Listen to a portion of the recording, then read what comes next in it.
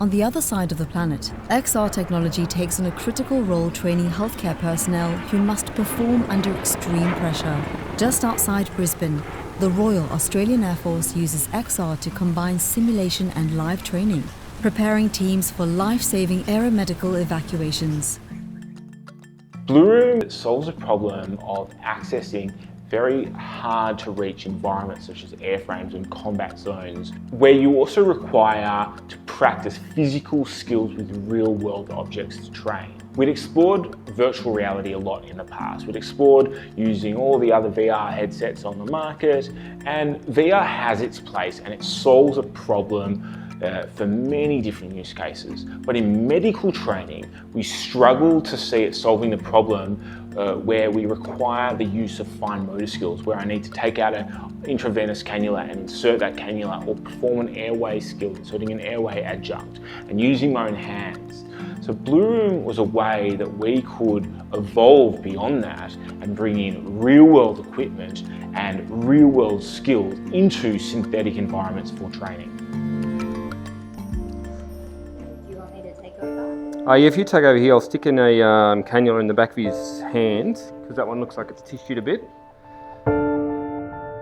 So our unit is involved directly with training every single person that joins the Air Force through health. So doctors, nurses, medics, environmental health, all aspects of health.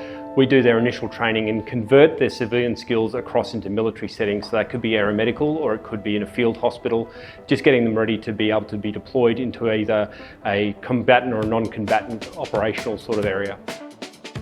We're able to put people immersively on board a C-17, C-130 aircraft. And when I first put the goggles on, I understood exactly at that time how this could be utilised and the importance of how it could be used in training.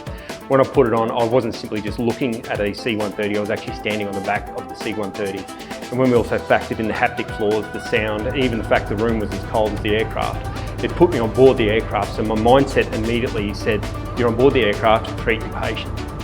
You put on a headset and you see an actual scene that you would see out in exercise and operation, but it's all contained within a room. And that way it cuts down, it makes it a lot easier to learn. It's not as expensive to actually go out on aircraft, take aircraft out, do all these difficult to organise things. You can organise it all within a single room and simulate training environments of all sorts. So being able to replay in effect that mission that we've already done means that we can actually look at how we did it, identify the mistakes we've done or identify points of improvement, do it again, do it again, and do it again until it becomes part of our muscle memory, and we can just go in and we know that's what we'll do in the next time that situation's faced.